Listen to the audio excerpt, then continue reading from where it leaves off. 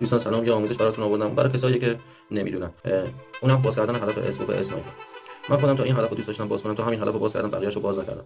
حالا اگر شما دوست دارید همه اینا رو باز کنید، 175 تا کیل با اسکوپ 6 ایکس سی باید بگیرید و 150 تا با 6 ایکس بی. حالا اسکوپ 6 ایکس بی و 6 ایکس سی کدومه؟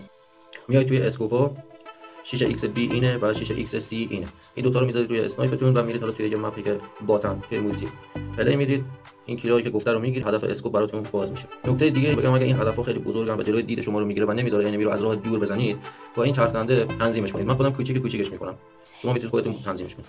نکته بعدی، میتونید اینو روی گانایی که روی زمینه هم بذارید، نمیخواد حتما گان دراپتون باشه. ببینید اینو میزنید، اسنایپر انتخاب میکنید و هدفو میذارید دیگه، از روی زمین برمی‌دارید توی بتل و میبینید این اسکوپ روشه. نکته سومی هم که میخوام بهتون بگم، سلاح 17 لاوا. سلاح 17 لاوا هدف بزرگ انمی رو از راه دور نمیشه بزنید، هم روی زمین هم توی دراگون از این چرخنده استفاده کنید و اینو کوچیکش کنید تا آخر ببریدش و سیوش کنید و تمام ایدالشو ببرید.